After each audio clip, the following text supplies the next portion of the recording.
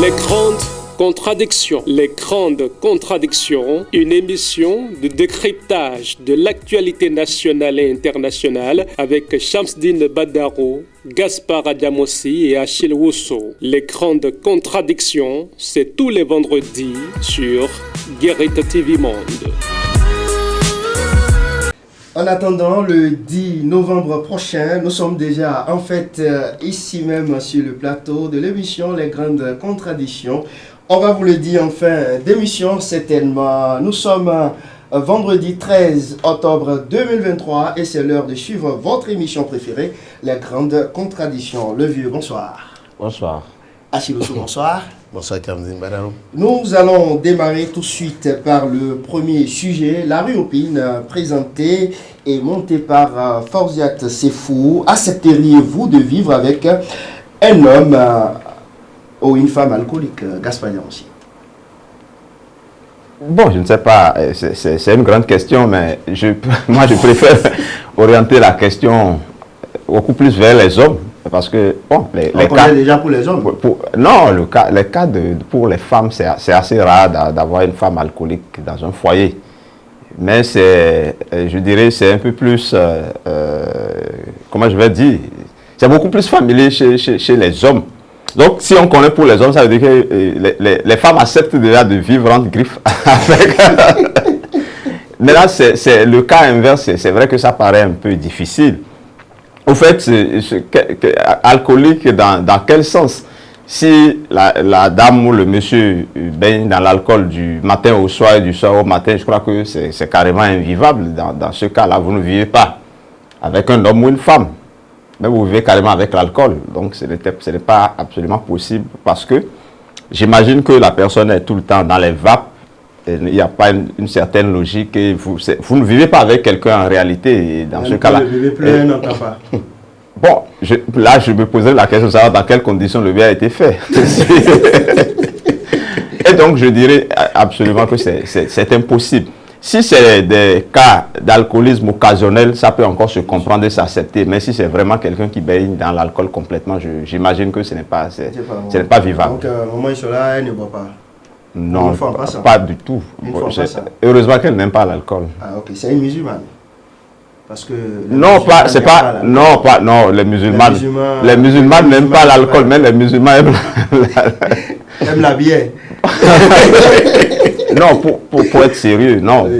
C'est pas un cas que moi je vis personnellement parce que ma femme n'est pas tirée sur l'alcool. Je n'ai pas d'exemple de femmes que je connaisse qui adorent particulièrement l'alcool. C'est vrai qu'à des occasions données, on peut abuser un peu comme tout le monde. Mais comme je l'ai dit tantôt, si c'est vraiment... ça devient une habitude, ce n'est pas possible. Oui, absolument. Achille Wousso, vous avez certainement des exemples. En tant que philosophe. Exemples de femmes alcooliques ou d'hommes alcooliques. Ah, oui. Les deux? Ah oui, les deux. Écoutez, donc de couple alcoolique.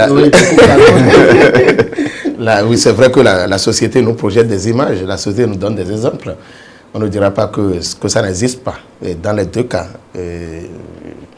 même si c'est rare, cela ne veut pas dire qu'on ne trouve pas des femmes qui aiment se saouler la gueule, qui aiment se baigner totalement donc, dans l'alcool. Il y en a, même si cela peut se compter du bout des doigts. Et je crois que ceux qui vivent cette situation-là, ce n'est pas aussi facile, et surtout lorsque c'est une femme.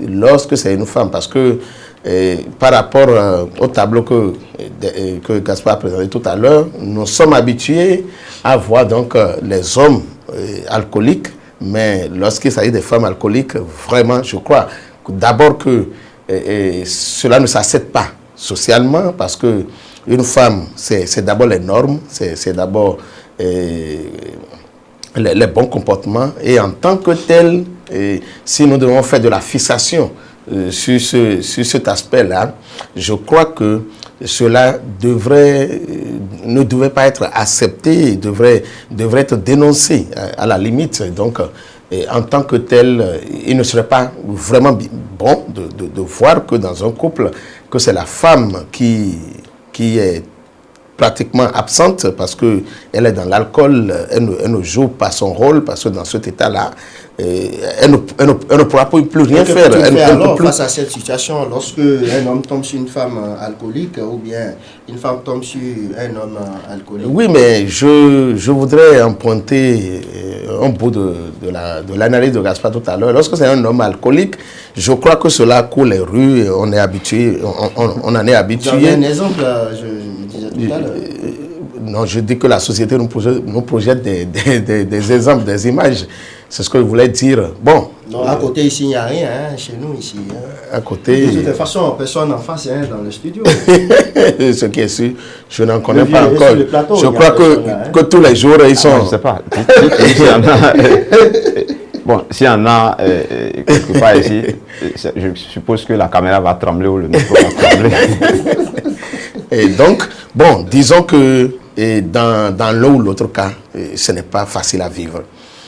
Parce que lorsque vous êtes tout le temps dans l'alcool, vous mettez votre conjoint, votre conjointe mal à l'aise. Même les occasions rares où il nous arrive donc d'être en fête, et quand vous rentrez que le conjoint ou la conjointe donc n'est pas dans le même état que vous, il y a problème. Donc je crois... Quand votre groupe électrogène est en marche, on commence à danser là. Hein. Là, le degré est dépassé. Merci beaucoup à Chirocho. Gaspard Diabassy, que faut-il faire face à cette situation? Non, je ne sais pas s'il faut faire quelque chose, mais on l'a suffisamment dit ici. Si vous faites un test d'abord avant de prendre une femme, non, c'est pas, non, c'est pas de faire un test. Ça peut être après même le mariage. Hein? Bon, non, là, peut-être que c'est une situation qui a amené l'un ou l'autre à tomber dans l'alcoolisme. Sinon que si si les prétendants s'étaient fréquentés comme cela se devait, je crois que ces aspects-là allaient être rapidement détectés et on n'allait pas tomber dans. Mais je ne pense pas que... Bon, je ne pense pas qu'il y ait des gens qui choisissent quand même délibérément d'être dans l'alcool tout le temps et au point d'être qualifiés d'alcooliques et de ne pas pouvoir rester en couple ou dans un foyer. Peut-être que c'est les circonstances qui emmènent certains à aller vers ça temporairement et que ça peut se guérir. Et donc, j'imagine que c'est un fait de société et que ça peut trouver des solutions. Et il n'y a pas de médicaments pour ça non plus. Priez. Bon, vous avez dit qu'il n'y a pas de médicaments, mais fort heureusement, je trouve des babas qui ont des culs-dents, soi-disant pour guérir ça. Oh, voilà pourquoi on vous appelle le vieux de ce plateau. Des culs-dents pour guérir ça. Non, mais il y a quand même des accros. Hein. Loin donc des cas occasionnels, il y a des accros. Il y a des gens qui sont tout le temps dans l'alcool. Ils boivent tous les jours. Ils boivent tous les jours. Ils préfèrent même l'alcool à la nourriture. Et vous les voyez, c'est-à-dire ils sont des alcoolodépendants. Et je crois que ce sont ces cas-là surtout qui préoccupent. Et en tant que tel, comme vous le dites, il faut vraiment que la société se donne le devoir de les donner, de les aider et donc à se sortir. Sérieusement, en dehors de cet aspect-là, comme je l'ai dit tantôt, je crois que c'est quelque chose qui peut se guérir parce qu'il y a, bien entendu, au niveau de la médecine et autres, ça peut se guérir. Est-ce qu'on peut parler d'aspect spirituel par rapport à ceux-là, ceux qui consomment en désordre? Non, j'avais dit tantôt que c'est d'abord, ça peut être un problème qui amène à être à ce niveau-là. Et si c'est un problème, je crois que de façon psychologique, on peut essayer de régler ça. Comme l'avait dit aussi, ça peut être, nous sommes chez nous, hein, et parfois il y a des verres voilà, qui sont minés, qui sont préparés sur ce côté-là. Surtout chez les Dadiens, hein, nous ne sommes pas en train de faire de mauvaises publicités. Sur ce côté-là aussi, je crois que l'aspect spirituel peut aider, n'est-ce pas, à guérir. Mais au-delà de ça aussi, au niveau de la médecine, je crois qu'il y a parfois des traitements, des cures de désintoxication qui emmènent aussi bien la drogue que l'alcool, n'est-ce pas? Il y a des traitements qui emmènent parfois à laisser. Donc, mais il faut véritablement que l'intéressé ait la volonté, n'est-ce pas, de laisser. C'est un peu comme le tabagisme. Je crois qu'il y a des mécanismes qui emmènent parfois ceux qui s'adonnent à cela à arrêter. Je crois que notre souhait, c'est que cela puisse... attention, si vous allez souhaiter que l'alcoolodépendant ait la volonté d'en sortir, vous allez, ce n'est pas pour la veille du lendemain. Hein, et je crois quand même que, et comme c'est dit déjà, il y a quand même des remèdes qui amènent les gens donc à abandonner. Bon, même lorsque vous sentez l'odeur, je crois que ça vous repousse. Et donc, il y a ces remèdes chez nous. De toutes les façons, Dadia a déjà démissionné sur les réseaux. Donc, voilà, merci beaucoup. Merci une fois encore à Faouzia Tsefou qui a donc proposé ce sujet et traité. Faouzia Tsefou du Ouest, la patronne de la rue, opine. Gaspard Diamossi, Omeki s'en va, Dato s'installe. Pour quel défi? Le défi, je crois que lui-même, il a énuméré. Dans un premier temps, je l'ai entendu dire qu'il va poursuivre l'œuvre entamée par son prédécesseur. Et ensuite, je l'ai entendu dire, je ne sais pas s'il a été nommé pour rester longtemps, mais je l'ai entendu quand même dire qu'il va travailler à ce que des Eto'o, des Messi, des Ronaldo émergent au Bénin. Donc, je pense qu'il est venu avec beaucoup d'ambition. Vous pensez que ce n'est pas possible en 3 ans? Non, ça veut dire que celui qui l'a nommé là... Pour quel football? Non, même si c'est possible en 3 ans, rien ne prouve qu'il va rester là 3 ans. Celui qui l'a nommé ne lui a pas dit qu'il l'a nommé pour 3 ans, ou moins ou plus. Donc, il est... Vous savez, quand on vous nomme un jour, le lendemain, vous pouvez, quand vous êtes ministre, on peut vous dégommer le lendemain. Surtout qu'il y a beaucoup de personnes qui réclament de plus en plus un remaniement ministériel et qu'on a l'impression aussi que le chef d'État a juste pourvu à ce poste et qu'il y a une possibilité pour qu'il fasse un remaniement en profondeur parce que beaucoup de politiques réclament ce remaniement. Je ne sais pas si le chef de l'État va céder à ça. Mais de toutes les façons, le chef de l'État a remplacé Oswald Omeki et comme l'a titré dans la semaine Guérit, le poste est toujours retourné au Koufo, à Diakotomé. C'est vrai que c'est marginal. On pouvait nommer quelqu'un de Savère, de Sakete, d'Adjara ou d'ailleurs, c'est que ça n'allait pas poser de problème. Mais que le chef de l'État ait décidé de conserver ce poste pour la région d'origine de l'ex-ministre, ça suppose qu'il y a un certain équilibre régional que le chef de l'État a recherché ou recherche en composant son équipe. On souhaite également que l'équilibre politique soit également respecté et honoré par le chef de l'État parce qu'on n'a pas aujourd'hui, ça j'ai observé dans toutes les analyses, personne ne m'a dit le bord politique du ministre en question. Je n'ai pas cherché également à le savoir pour l'instant, sauf qu'on nous a dit qu'il n'est pas trop politique, qu'il a beaucoup plus travaillé dans les structures privées, notamment dans la structure du chef de l'État. L'essentiel, c'est que, bon, l'ex-structure du chef de l'État, j'allais dire, l'essentiel, n'est-ce pas, c'est que ce pourquoi il a été nommé, qu'il puisse véritablement le faire. Et le constat que je voudrais faire également pour finir, c'est que j'ai comme l'impression que le chef de l'État table beaucoup plus sur la jeunesse, parce que si vous observez les remplacements qui sont opérés ces derniers temps au niveau des ministères, vous allez quand même constater qu'une place de choix est faite à la jeunesse, pourvu que cette jeunesse ne trahisse pas la jeunesse et que cette jeunesse-là également puisse ne pas trahir la confiance du chef de l'État. Achille Osso, une jeunesse responsable.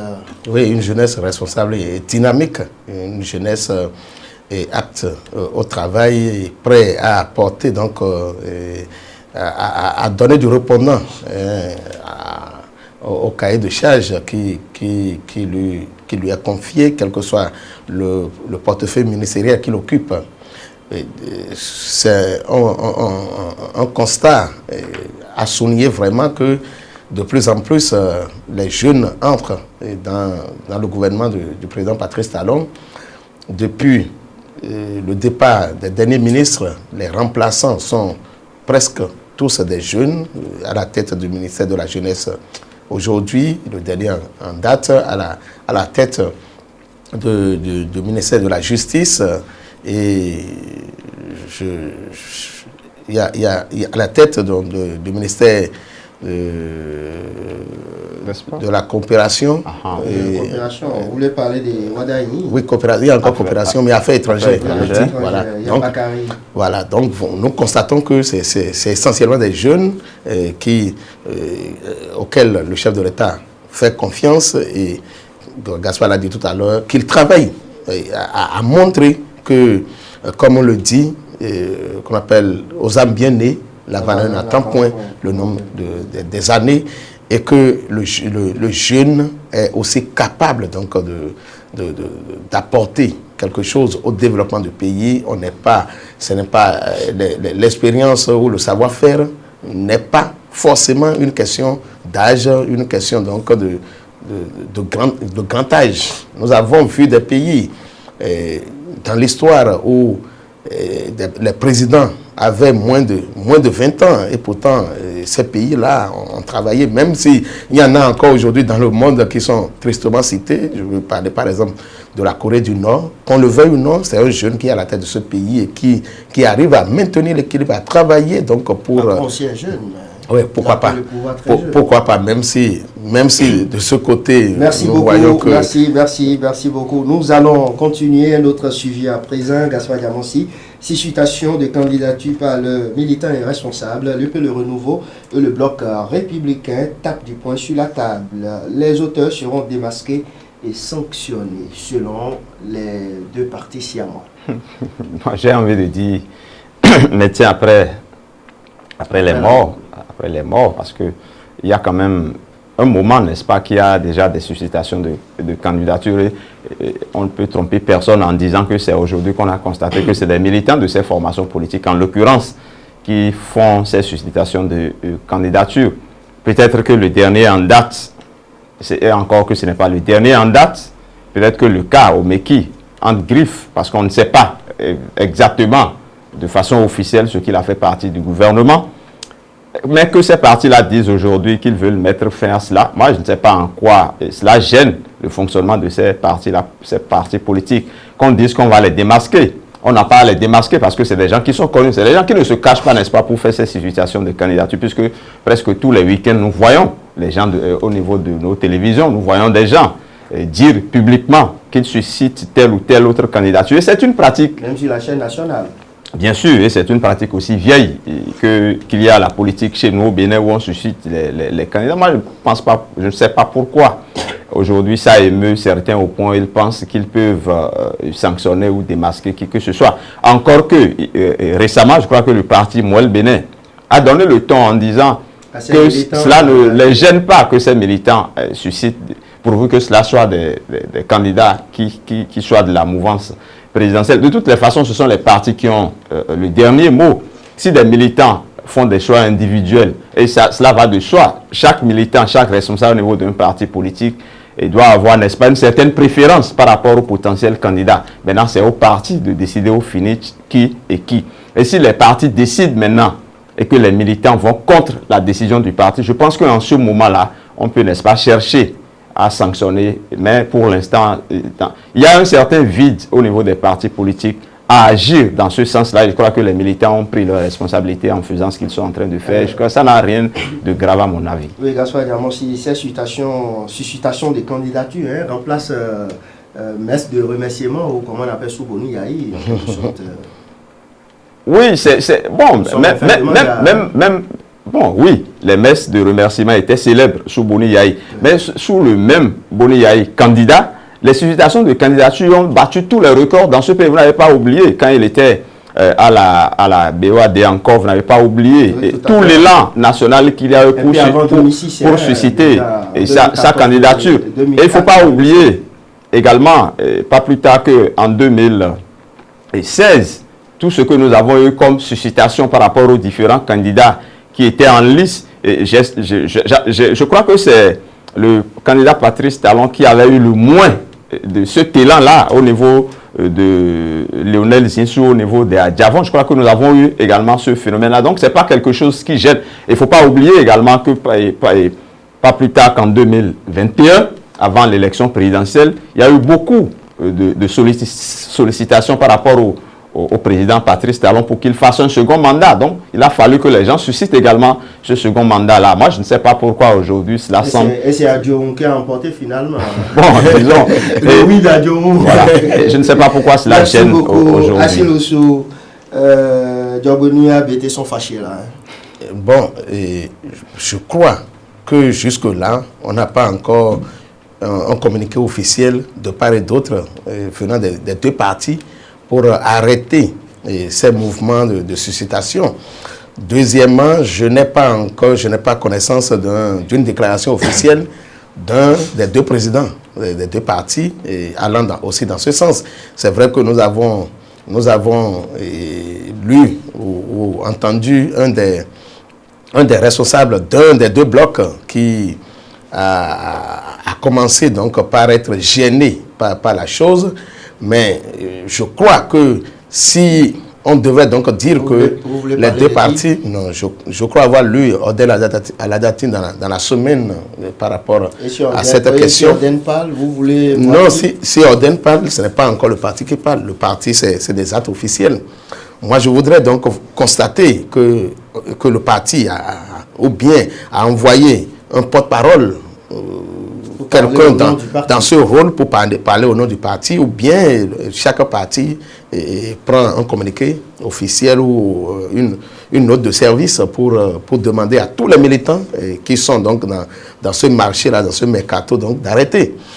Mais je crois que au-delà donc de cet avis personnel de l'honorable Oden Aladati, on peut quand même dire que si cela devait être arrêté, on devait le faire un peu plus tôt. C'est comme si un sorcier qui a déclenché des forces et qui veut encore les rattraper. C'est fini, c'est parti là. Et je crois qu'il faut peut-être faire avec et apprendre donc, de ce qui se passe maintenant, à réorganiser les partis par rapport à leur fonctionnement. Je suis d'accord qu'il faut une discipline de groupe, qu'on le veuille ou non. Nous sommes donc dans des formations, nous sommes dans la perspective de ce qu'on a appelé la réforme du système partisan. Et donc, nous voulons avoir des formations politiques sérieuses. Et donc, cela nous amène à avoir une certaine discipline, à agir conformément donc à des directives venant donc des responsables du parti. Et c'est cela peut-être qui gêne encore aujourd'hui par rapport à toutes les réformes qui ont été engagées dans le cadre donc, du système partisan dans notre pays. Mais il faut dire que cela n'empêche pas le fonctionnement normal de nos partis politiques, parce qu'un parti a une organisation. Et pour susciter les candidatures, il faut faire un appel à volonté de candidature. Il faut ouvrir qu'on appelle la compétition au niveau de toutes les structures venant depuis les structures de base. Et je crois que ce qui se passe jusque-là n'a pas encore empêché un parti d'agir. Merci beaucoup. Le parti Les Démocrates en congrès demain à Parakou. On va en parler le vendredi prochain, puisqu'on me fait déjà signe de l'autre côté. Direction Gabon, tout de suite Gaspard Diamossi. Sylvia Bongo laisse première dame déposée en prison tranquillement. Oui, c'est ça. Vous savez, dans la vie, c'est ça. Quand vous êtes à une position donnée, il faut savoir faire les choses comme cela se doit, parce que de là où vous êtes, vous pouvez vous retrouver dans une situation beaucoup plus grave. Cela me rappelle une petite anecdote que j'ai lue il y a quelques jours je crois quelque part sur les réseaux sociaux, je crois, où un homme politique est allé visiter un orphelinat ou une garderie d'enfants où il a demandé le budget, on lui a dit le budget, il a dit de diminuer le budget, et il va dans une prison où on lui dit également le budget, il demande de tripler ou de quadrupler le budget, on lui demande mais pourquoi, il dit mais moi je suis un homme politique, vous pensez que si je quitte mon poste là, vous pensez que c'est dans une garderie que je serai Merci donc, donc Olivier est à féliciter, c'est ça.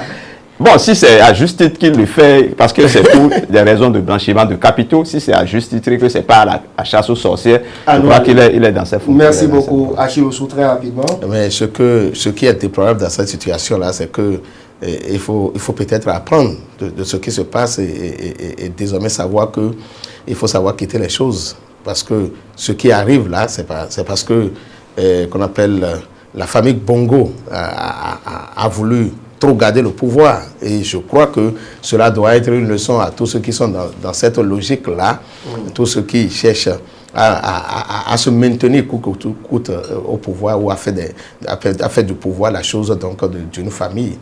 Et si elle mérite de répondre des faits qui lui sont reprochés et que de façon objective, on trouve qu'il y a vraiment des choses à lui reprocher, je crois que elle est une citoyenne, oui, en tant que citoyenne donc, de son pays, elle n'est pas au-dessus de la loi et elle répond devant la justice de son pays.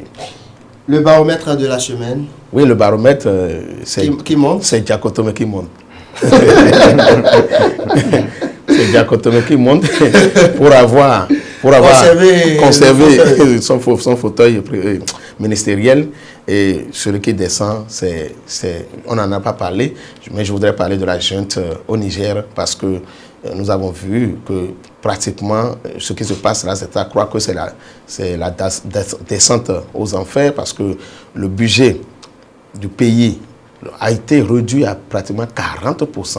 Ça fait les 60% de ceux qui étaient là et tous les partenaires étrangers sont en train de se retirer donc de l'aide qui permettait de soutenir vraiment le budget et de faire face aux préoccupations qui sont celles des populations.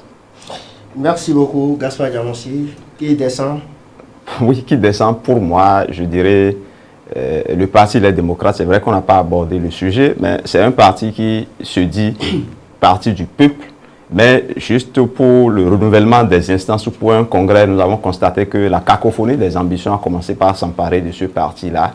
Et on tend même vers l'explosion. Peut-être que j'utilise un gros mot, mais il y a quand même une mésentente par rapport au prochain congrès et au partage des postes. Et ça donne un peu, voilà, ça donne un peu comme l'impression que ce parti-là ne s'occupe pas véritablement du peuple, mais plutôt des intérêts que les postes peuvent leur occasionner. Maintenant, qui monte, je suis partagé, mais je vais avoir deux positions. La première, c'est que je donne qui monte le président Patrice Talon. Je m'explique parce que ce n'est pas évident pour des questions de géopolitique, de politique ou de sentiment qu'un président se sépare d'un cadre qui est un frère, un ami, un fils ou même un très proche. Et donc le président Talon, je ne connais pas la raison, ça peut être politique ou par rapport à sa fonction. Mais il faut quand même se séparer d'un cadre où, quand la personne fait mal. Je crois que le président Patrice a eu le courage de le faire. Il faut le féliciter pour cela, quelles que soient les contraintes politiques ou familiales ou autres. Et le second, c'est l'opposant sénégalais. Je crois qu'il faut qu'on attire davantage les attentions sur ça. C'est Ousmane Sonko, qui a bataillé très dur contre le président, qui a mobilisé la population. Il y a eu des morts, mais finalement, il n'a eu gain de cause que devant un tribunal. Ça suppose quoi? Ça suppose que parfois, au-delà des luttes, il faut aussi faire confiance aux institutions de son pays, parce que c'est un tribunal du Sénégal qui est en train de demander, qui a exigé qu'il soit réinscrit sur la liste électorale, alors que nous l'avons entendu dire tout le temps que la justice est instrumentalisée, mais c'est déjà heureux qu'il ait pu faire confiance à la justice et qu'il ait choisi cette fois qu'il ait donné raison. Merci Gaspard Diamossi et Achille Ossou, merci. C'est définitivement terminé. Donc, pourquoi vous êtes prêts? Vous êtes pressé le vendredi, on fait ci de l'autre côté. Un vendredi, nous sommes très heureux quand même. Oui, nous sommes très heureux, mais on garde la surprise encore pour le vendredi prochain. Le plateau est en fait. C'est terminé et à vendredi prochain. Grande contradiction, une émission de décryptage de l'actualité. Les grandes contradictions. Les grandes contradictions, une émission de décryptage de l'actualité nationale et internationale avec Shamsdine Badaro, Gaspard Diamossi et Achille Ossou. Les grandes contradictions, c'est tous les vendredis sur Guérite TV Monde.